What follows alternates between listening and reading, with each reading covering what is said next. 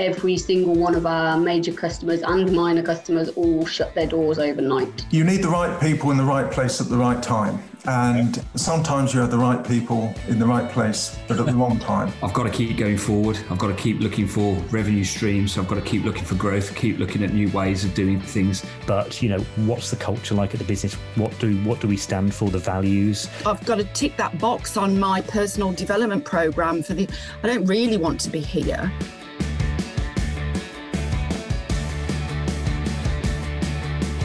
Scaling up a business isn't easy. If it were, we wouldn't have less than 4% of businesses scaling beyond 10 employees or around £1 million turnover level, and less than 1% beyond 50 employees. But the contribution that we make as owner-managers to our economies is immense and should never be underestimated, yet it can be a tough gig for all of us at times. And only other business owners truly understand the challenges that we face. And through ScaleUp Radio, we aim to help make things a little easier. We interview guests who have been where you are now and may have faced some of the challenges that you are facing. And they offer their thoughts and advice on what has worked for them, as well as what didn't. And we've also combined many of the lessons from these interviews and also through working with hundreds of owner managers over the last 10 years or so into a practical scale-up handbook that we've called the Entrepreneurial Scale-Up System, or ESUS. And it's for owner managers like you and me as we navigate our own scale-up journey. And you can order a copy through your favourite online book retailer or by going to all the W's, esusgroup.co.uk, www.esusgroup.co.uk.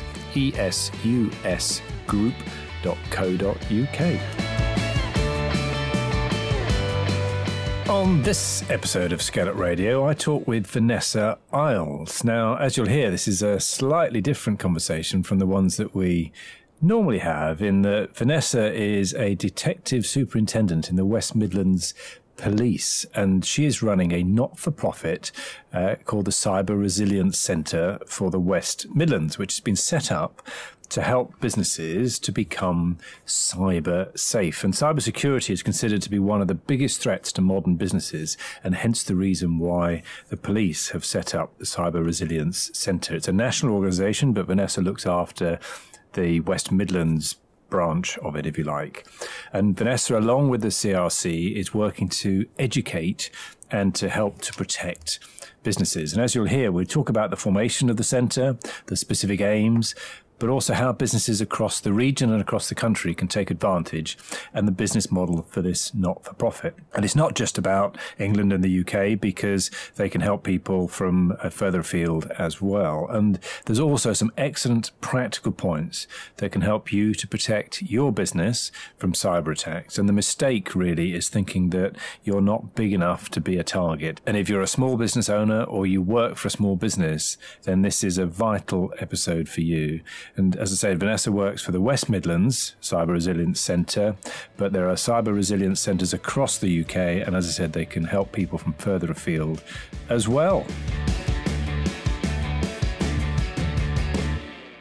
So welcome to another episode of ScaleUp Radio. I'm here with Vanessa Eyles, and we're going to have quite a different discussion today, because Vanessa Eyles is Detective Superintendent in the West Midlands Police with direct responsibility for something called the Cyber Resilience Centre for the West Midlands. If I've got all of that right. Is that right, Vanessa? You have indeed, Kevin. Brilliant. Well, welcome to ScaleUp Radio. Thank you. It's really great to be here. Great. So tell us about the Cyber Resilience Centre.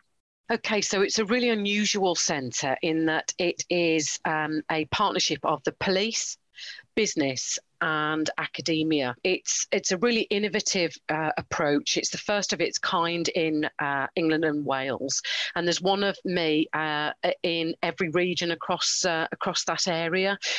So we are a combination of those partnerships, and we are set up, partly Home Office funded, we are set up to help businesses become cyber safer. And not only are we police-led so we can be trusted, but also we have lots of free provision, which helps those businesses at a time when it's really tough financially for them. Sounds absolutely fascinating. I know you and I have had a couple of conversations about it. So what are the main aims of what you're what the Cyber Resilience Centre are trying to achieve? what I'm trying to do is make the West Midlands region cyber safer for businesses so that they are less likely to become the victims of a cyber attack. If they are the victims of a cyber attack, the business can go out of work, and people lose their jobs, people lose money. And so that's bad for the region as a whole. So we want businesses to take largely some easy and some free steps to making their businesses cyber safer, so that if something does happen, then they're prepared really, and they can survive what could be a devastating attack. What we're finding is a lot of businesses, within their first year, they go under because of a cyber attack. So if somebody took over your website or your Facebook account, or they took over the whole of your laptop, let's say, or your work phone, then it would mean that you have no access to your computer records, your customer records, your banking details, a supply chain, all sorts of stuff. And so how do you do business? And, if you're out of business for, let's say, 3 weeks, and it costs you thousands of pounds to get the business back up and running, you may not actually be able to afford that at all. And so it might be the end of your business. Yeah, it's a huge area of concern and risk, I think, for all of us running businesses. What's led the police to getting involved and setting up the Cyber Resilience Centre? Because traditionally it's been in the domain of perhaps IT companies or other private companies, isn't it?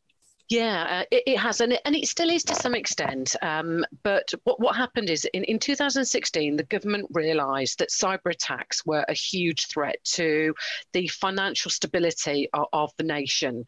It is graded as a national level 1, tier 1 threat to the nation because of the number of cyber attacks and the complexity and the damage after those attacks. So the government realised that they needed to do something to help businesses. So it set up the National Cyber Security Centre, and the National Cyber Security Centre was giving out lots of advice, but little businesses were saying, "Oh, it's just the government giving it the big I am," and they weren't really taking on board those messages. Right. Those messages weren't penetrating at the regional level.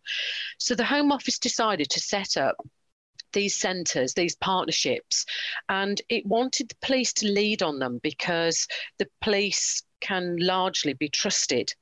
The police aren't going to rip you off financially, for sure. So they set them up with a view to helping those businesses become safer. And so that's where we're at. So they started the rollout of the programme of centres. The first one was the North East, which is an absolute powerhouse of a cyber resilience centre. Right. And then they rolled down the country. The West Midlands one was set up in July of 2020. I was promoted to Detective Superintendent and posted into the role of Director, and that was November of last year. So that's how I became the Director. But it is a really unusual situation.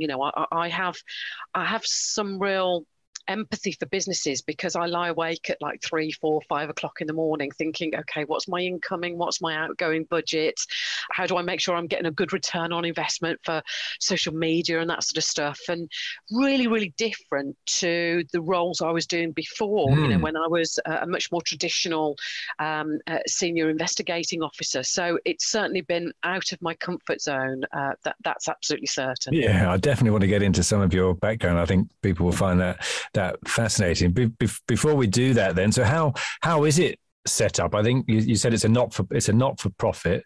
So how is the setup, and what? It sounds like you're responsible for the budgets and making it wash its face in a way, certainly. So yes, how's all that? How does that work? Very much so. So I have those worries about keeping the lights on, quite literally.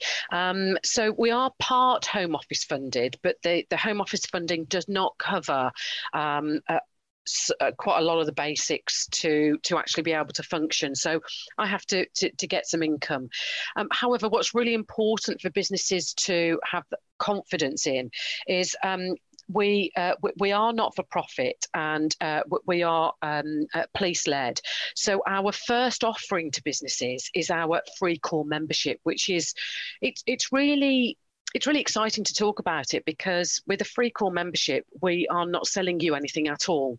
We just want you to join. It's a little bit like the government health campaign of Couch to 5K. Well, we are the Couch to 5K for businesses. Right. We want to take businesses who don't really know what the cyber threat is. They don't know who to turn to for help, and they probably can't afford very much money at the moment. So actually, we're going to help them. So we say, look, we're not going to have lots and lots of pictures of teenagers with hoods up and keyboards and frighten people. We want to be solution focused. So we want people to start learning, but start learning in a warm way. So we encourage people to join the free call membership. We talk about how we can help people. We talk about the fact that actually, a lot of these basics, not only are they free, but they're easy. You can have a free consultation with us. We can talk about the 10 easy steps, and we give monthly newsletters where we translate some of the national messaging into far more digestible sort of inputs, really, so that people can understand some of that jargon, which can throw some people off. And we're not competing with some of the big IT companies, because we're taking those businesses from 0 to 5K, metaphorically speaking. And once we get to a certain level, actually, we're not going to provide teams and teams of people to service you on a monthly basis. That's not what we're set up to do. We have some relevant, affordable services, and those are delivered through our team called CyberPath. And CyberPath are a national group of cyber university students. They are absolutely fantastic, and we've got some of them from the West Midlands region, so Birmingham University, Wolverhampton, Coventry, Warwick. So these are cyber university students who want to put some of their skills to the test. And so they are supervised within the CyberPath team by somebody who is stronger IT-wise than me. And they're sent into businesses and to do real life experience. And the benefits of that are that the cyber university student gets some experience and a little bit of pin money. The business gets really high standard security services, such as website vulnerability testing or policy review or staff awareness training. They get those services for a really affordable rate. But also there's a holistic benefit to this. What we find is that a lot of cyber university students think to themselves, right, okay, when I leave university, I want to go and work for GCHQ. And you know what? James Bond only needs a few friends down there. So we don't want those cyber university students to go down there. We also don't want them to go to the financial quarter of London and use all of their sort of cyber skills down there. And we definitely don't want them to go across the pond to America, where the wages might be higher. We need some of those talented people within the West Midlands region so that we are cyber stronger moving forward.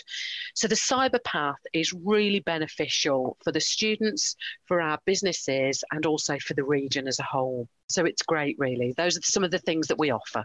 Okay, so we got a group of cybermen and cyberwomen doing this. So pick up on your James Bond, and now we'll go to Doctor Who sort of type theme. So, but all right. So how does the business model then work for you? You charge as a not-for-profit. You charge for basically breaking even, or therefore that's through selling these services. Is it for you? It is, yeah. So we sell it used to be called student services. It's now CyberPath services. So we do sell those, and they're really becoming very popular, particularly the security, the staff awareness training. So we sell that. As you say, we're not for profit. So anything that we make would only be used sort of to grow the business. Mm-hmm. So I don't get any benefits from any of this other than knowing that the region is becoming cyber safer. So therefore, everybody will be financially in a more secure position. So it sounds like a lot of it is around the education and the raising awareness of some of these concerns. So what are some of the myths perhaps that we have as small business owners? Because surely they're after all the big guys, aren't they? Yeah, that's a really great question, Kevin, because actually what we find is that a lot of businesses will think, oh, you know, I'm never going to be targeted because I don't have very much spare cash. And sadly, that's just not true. So one of the really valuable assets that businesses will have is data. So the cyber attackers they'll grab that data and they will encrypt it so you can't understand what's on your records anymore. And then those cyber attackers will contact you and they will say, right, if you want that information back, you've got to pay, let's say, for example, £5,000. It's usually more than that, but let's just say £5,000. And you, here's a link, click on this, and this will show you how to buy some Bitcoins. And then you pay, and the payment will go through to the dark web. And a lot of businesses don't think that would ever happen to them. And you know what? It's one of the ways of dealing with cyber attacks is just sitting there thinking, hopefully this won't attack me. But that's just like saying, well, hopefully, I don't know, some terrible illness won't attack me. Well, actually, if you know that stopping eating fried breakfasts every day will reduce your chances of, let's say, a heart attack, or it will reduce your chances of getting certain really serious illnesses, then you'll stop having those full English breakfasts every day. And so what we're trying to do is encourage people to take some really simple approaches to make it more difficult for the cyber attackers. Now, we all know that if there is a burglar who is roaming around a lovely housing estate, a great part of the community, they will look for the house where the lights are not on. It looks like nobody's at home, and actually the windows don't look very secure. And that's where they'll target. And they will walk past houses that have got, let's just say, lights on, an alarm. It looks like somebody's in because there's a TV on, there's a dog. And so what we want to do is just as we want to make it difficult for a burglar, we want to make it more difficult for a cyber attacker. Yeah. Another myth that some people have is that cyber attackers, what are they going to use my information for? It's not very interesting. So let's just say I was a florist, and I've got customer records of people who they've got a wedding coming up or they've got a funeral coming up, and those customer records and their requests for particular flowers are coming up. They're on my records. Well, actually, a cyber attacker could use that information and could then target those customers and say, do you know what, we can sell you some flowers for cheaper. Just click here. And so you're enabling those cyber attackers to create phishing emails, and then they can try and rip off your customers. And how are your customers going to feel if their email address and maybe their banking details have come about because of a cyber attack on your business? The reputational impact can be really devastating, and yet the basic steps can really help those businesses. Great. So, and I love the analogy with the burglar and with our house. So how do we make our business house look as if it's got somebody in and the lights are on and we've got a dog or two? So how do we, what are some of the things that we can do?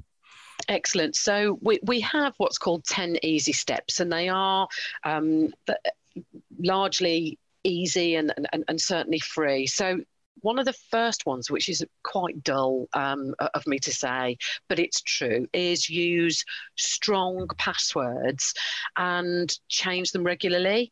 So, for example, some people suggest using 3 random words. We've got a CISO on our board who recommends using a phrase. Sorry, what's a CISO? So that's like a head of security and IT within the executive level. Okay. So he recommends actually using a random phrase. So, for example, instead of having 3 passwords or 3 random words, he says, well, you know, what about saying, I love running in the morning? So that's another way you could do it. Or, you know, just make up words. But actually, what you could do is you could have, you know, password sites where they can create a new password for you, and then once you're in, it can help with your use of passwords. Like LastPass or something like that. That's it, yeah. Another one is protecting yourself from malware. So this is done by making sure that you update your antivirus software all the time, or you implement the patches that it sends through. It just means that anything that they've learned recently to combat those cyber attacks, you will be equipped with those tips as long as you have the updates. Another one which isn't going to be popular at the moment, but Christmas is a time for, you know, many varieties of presents. Upgrade your IT if you can. Old devices can't be updated, and so they can become really vulnerable.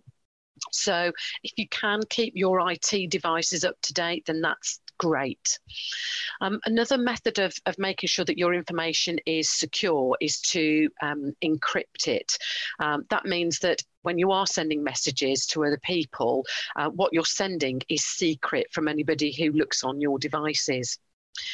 A really basic one, which more and more people are becoming aware of, is reduce.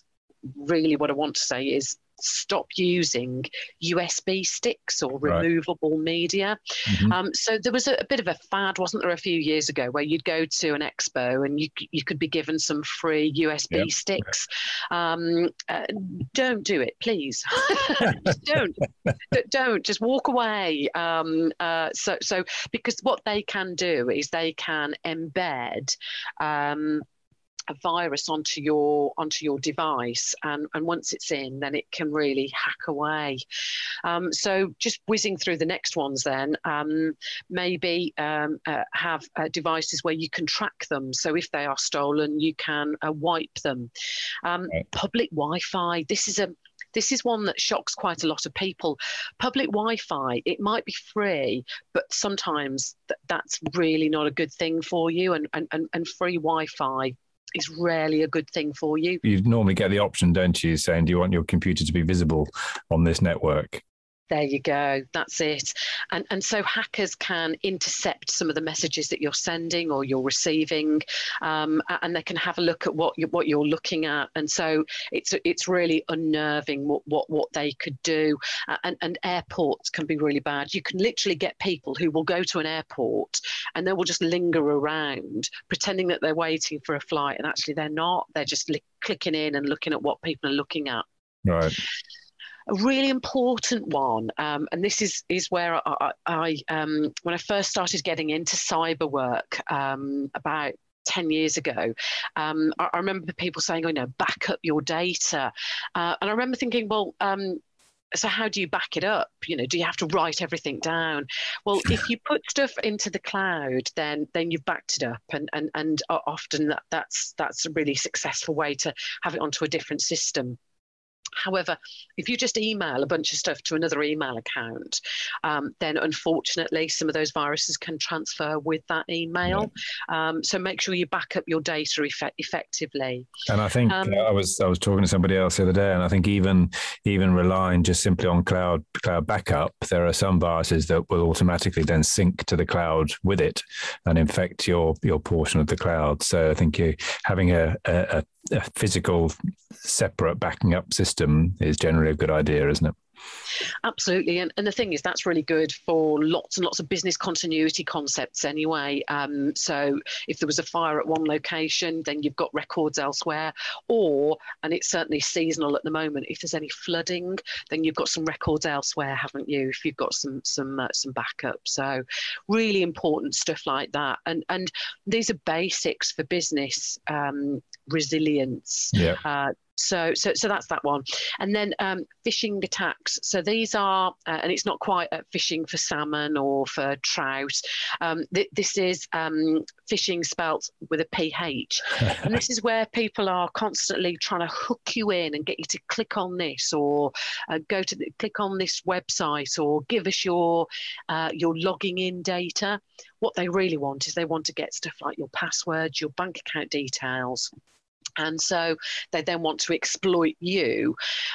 So common themes with phishing attacks can be things like an urgent request for money, or an offer that is too good to be true, or click here, or you've got a delivery waiting.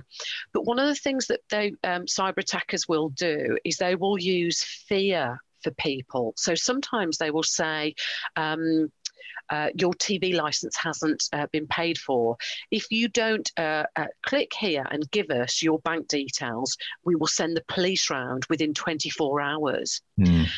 And the thing is, the police don't tend to get involved in TV licenses. That's not our bag. But then there's other things like, you have a missed payment for this delivery.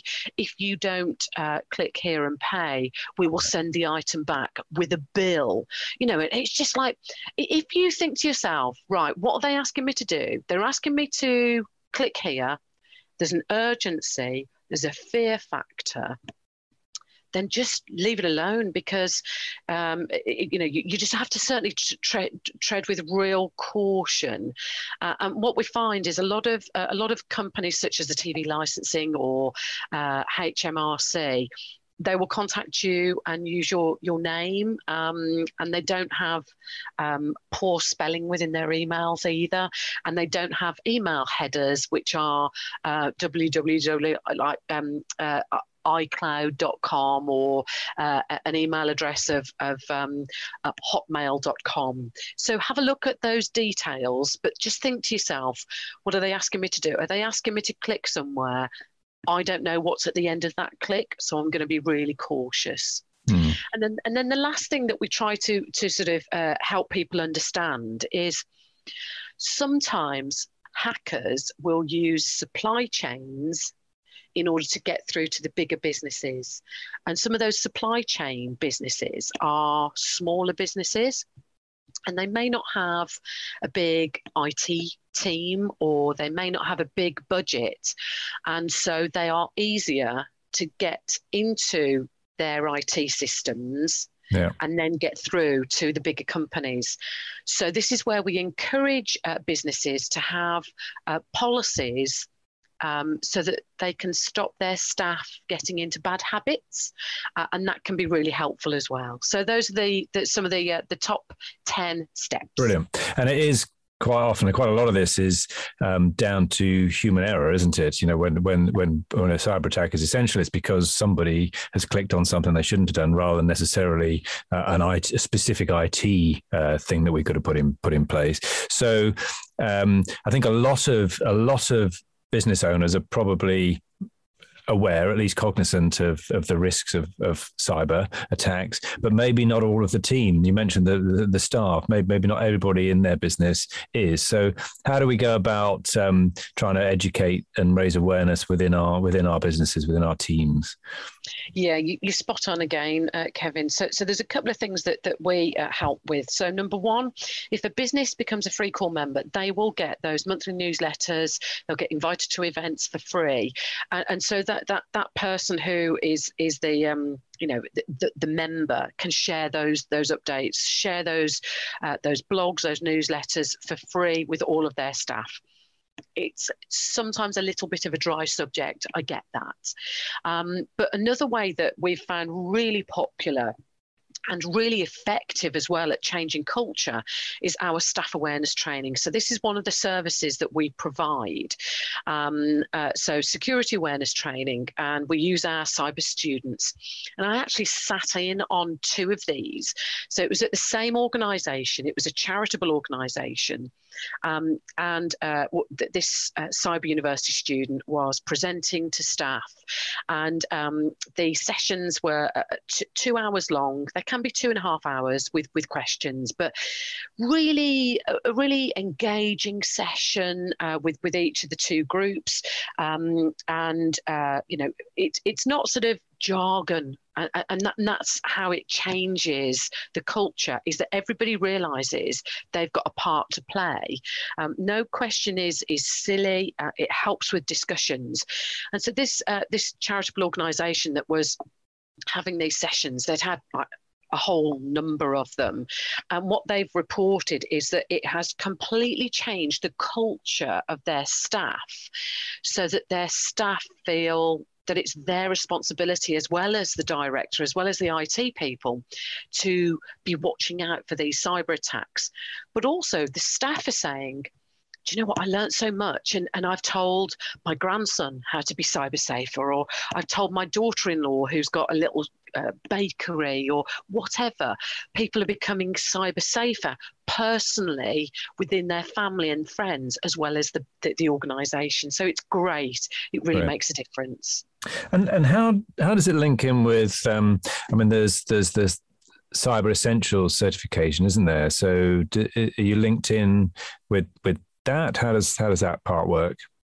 Yeah, so the Cyber Essentials and Cyber Essentials Plus are part of what the government recommend for businesses to attain.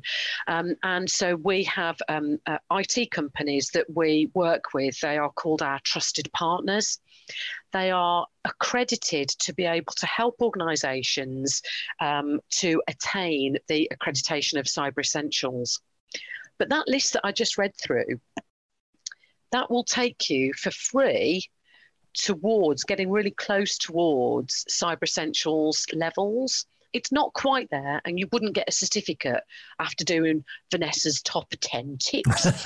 But you know what? You're stepping in the right direction. And so if you do want to get that contract for let's say, a government contract, then what you'll find is that through the easy steps, you're not far off from the Cyber Essentials level. Okay, great. And that you've just touched on another important thing here, isn't it? Is if we're a business and we're doing, you mentioned the supply chain where perhaps they're attacking somebody within the supply chain. And of course, any businesses and any public sector organizations that are tendering now, you're almost certainly going to be asked about your cyber security, aren't you, to avoid exactly what you've described, which is somebody, small business, getting attacked and then that causing problems further up the supply chain.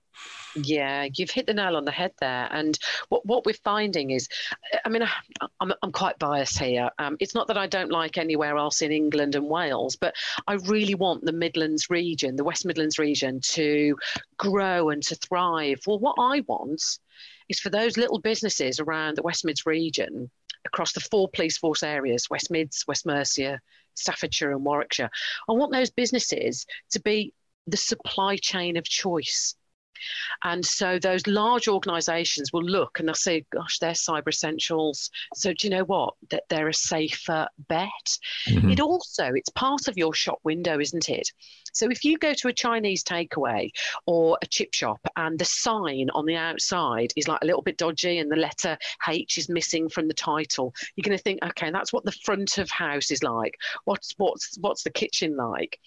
Well, if you are Cyber Essentials trained and qualified and accredited, then the chances are you may have some other policies and practices that are really good, professional and safe.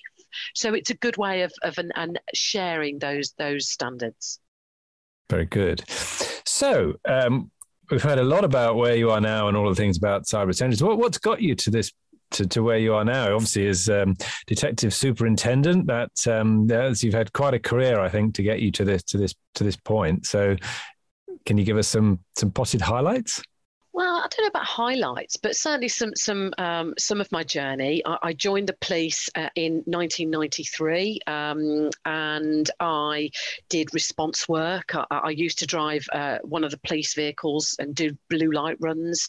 Back in the day, they were called Zulu police vehicles. It's all very, very dated now. I've had a number of promotions. I've done major emergency planning. So in one role I was doing, we had to plan for what would happen if there was like a really big bang. And on a Sunday morning, I was counting the number of body bags that we had available across the region. It was a bizarre Sunday morning. Yeah. So nothing had gone bang, but it was about that business continuity. Yeah. I've also done neighbourhood policing. That was one of my favourite roles, absolutely. But then I moved into the detective area, and so I was what's called an SIO, a senior investigating officer, where I was overseeing attempt murders, kidnaps, shootings, and then I got promoted to Detective Chief Inspector, DCI. So the same rank as Jane Tennyson in Prime Suspect, I like to say. Great. Now we've got it. Yep. So when I was in that rank and role, I was in charge of complex child abuse across the whole of the Black Country area. Wow. So that's where you're looking at like paedophile rings and organised child exploitation. And then in November of last year, I successfully was promoted to superintendent. And at that rank, the chief constable will decide and post you. And so he made that decision. He posted me to become the director of the Cyber Resilience Centre. And the truth of it is, Kevin, I got that phone call, and in my mind, I was thinking, wait, what? What? But obviously, you know, when I was on that phone call, my words were, what a fantastic opportunity. So I've really been on that journey. I've never run a business before. I've never arranged the finances. I've never looked at a social media strategy. I haven't written my own business plan. I'd never been to a business networking event. And one of the I mean, I don't want to be too gushing here, Kevin, but one of the most fortuitous connections that was made was when one of your team said, hi, do you want to come along to the Biz Smart and the ScaleUp? And honestly, I couldn't be more grateful for that, because I learned so much from those sessions, from yourself, from Granger, from the rest of the team, from Luke Townsend particularly. Super. Just so helpful in talking about business growth and all that sort of stuff, because I'd never done it before. So truly, I am really grateful. Well, thank you very much for that. So, how do the terms work? Have you got a fixed? Is it a 3-year kind of posting, or is it now? You know, is it until you decide you want to do something else? How does it work now for you? So I think it's the latter, really. I think it's such a bespoke role that I don't think that somebody could just be placed into my role just like that. It takes a lot of handover. So I'm certainly here and quite settled. However, policing is an interesting beast, and it could be so. The police force that I come from is West Midlands Police Force, and today is the first day of our new chief constable. And it could be that he decides to move me. And you know what? I will say, of course I will, but I wouldn't go very far. I would always help my successor. But also, it's not just me.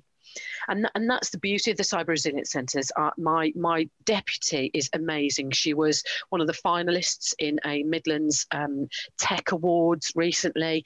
But also we've got the whole of the network. We've got a consultancy company who advise us and guide us and support us. And we've got a national cyber resilience centre. They bring in national ambassadors who help and support, not just financially, but also they broaden the reach of the cyber resilience centres.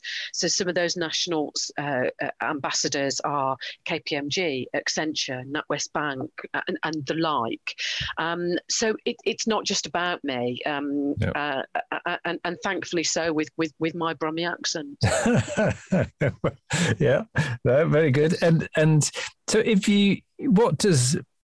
let's just, I'm trying to think of the right sort of time frame. Maybe we should keep it to say a year. You know, what does good look like for you in 12 months' time? You know, what would you count as a success in 12 months' time?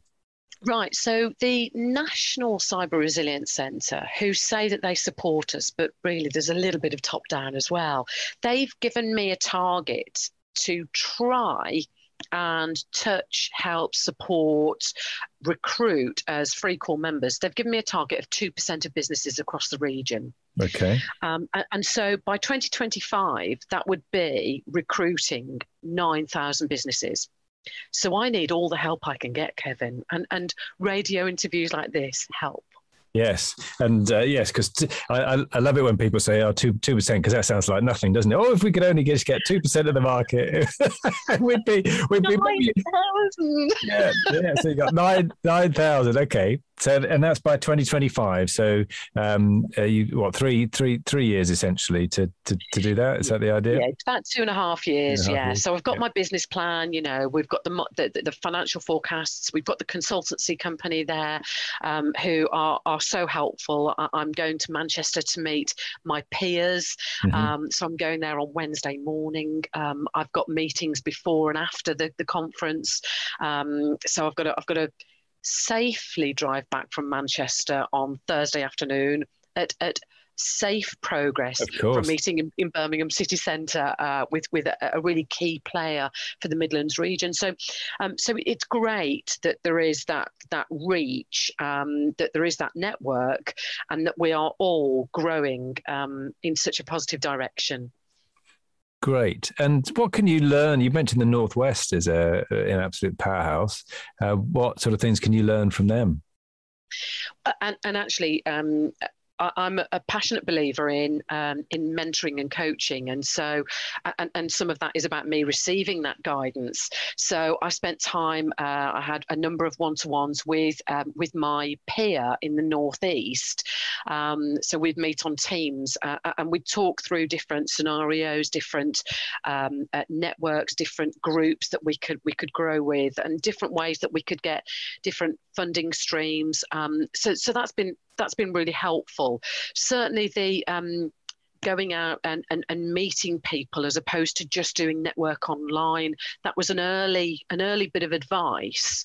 And coming out of COVID, it's been a joy to meet people. And I saw you at an event a few weeks ago, and you know, it was great to meet you in person. Yes. Yay!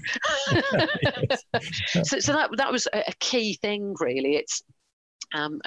It sounds a little bit daunting, but in policing, sometimes you describe it's good to see the whites of people's eyes.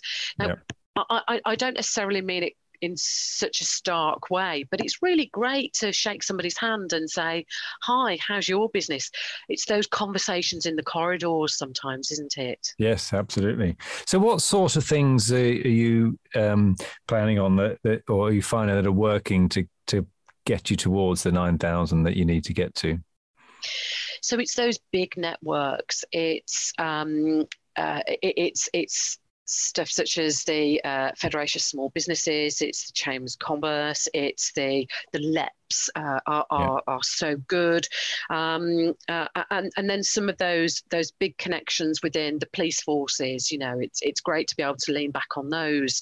So the head of procurement, that was a meeting I had a couple of weeks ago for West Midlands Police, and I will roll that out across the other 3 force areas. So it's those big networks, but they take time to get into, and so you just have to be persistent, I think, really, don't you? Yeah, absolutely. So in terms of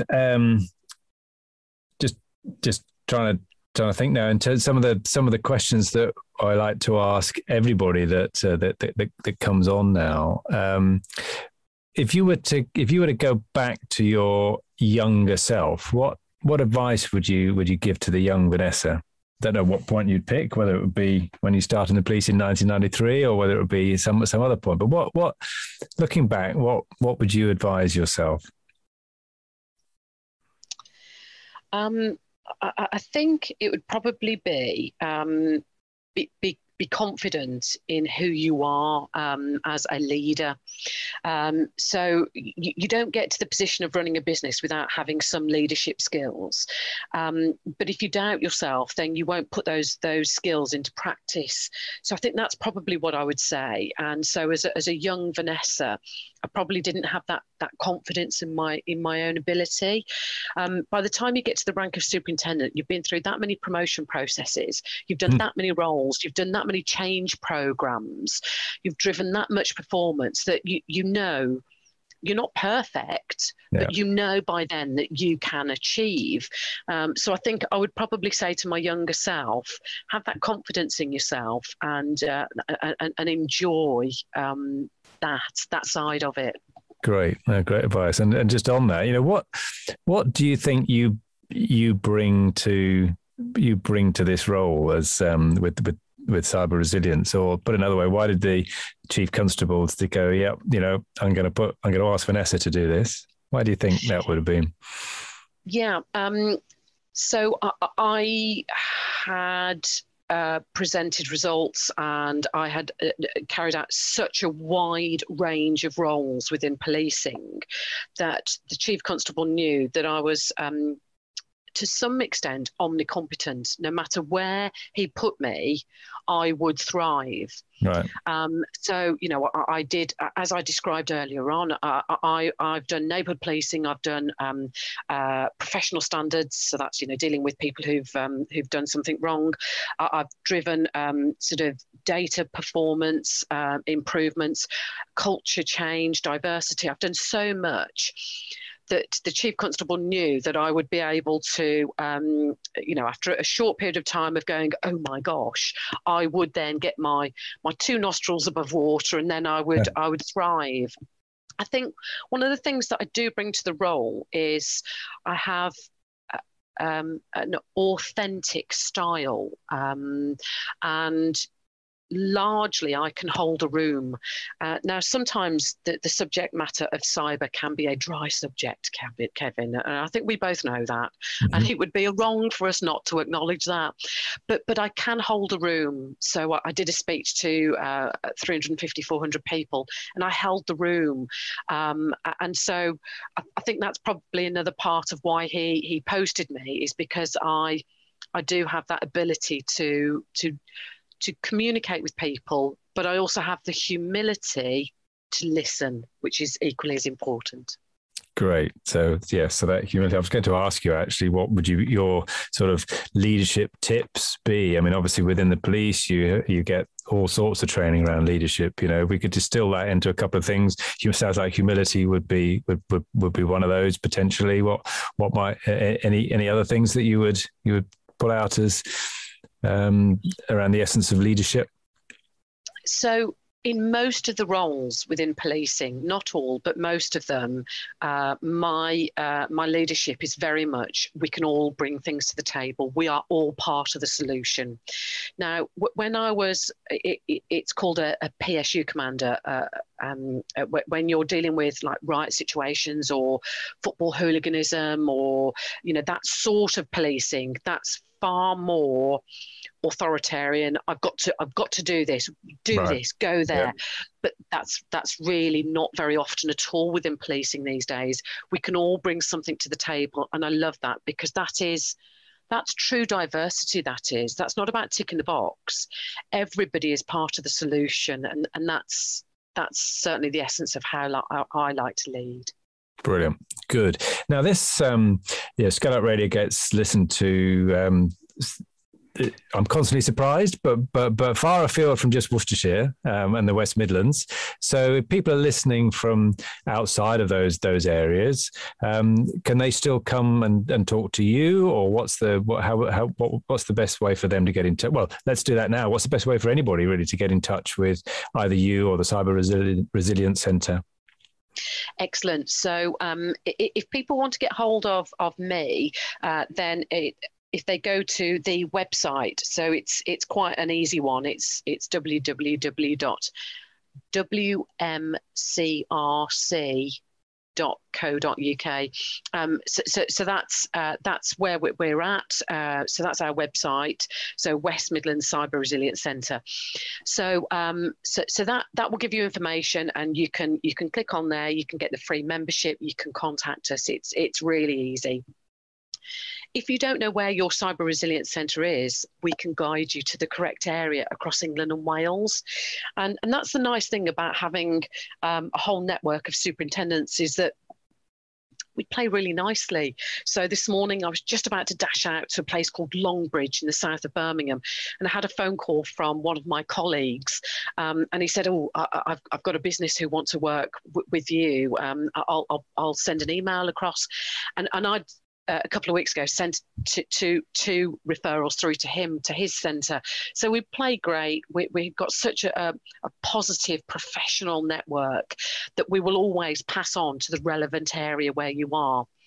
If you are in Scotland, then there is the Scottish Business Resilience Centre, which is the equivalent. Okay. If you are outside of Scotland, England and Wales, you're still very welcome to come and have a look at our website. It will give you those tips, those bits of advice, and hopefully at least you can start your journey, the couch to 5K of cyber resilience. Brilliant. You're a star. Thank you very much indeed, Vanessa, for coming on ScaleUp Radio today. It's been an honour to have you on board, and I hope our listeners have found that really useful, and wish you all the best in your journey. Well, thank you, Kevin. It's been such a pleasure to talk with you, and on the times that I have, and it's such a great organisation, the ScaleUp and BizSmart. So thank you, truly. It's been a pleasure. Don't forget to take a look at www.bizsmarts.co.uk to access a great range of resources to help you in your scale-up journey. So that's bizsmarts.co.uk, which is bizsmarts.co.uk.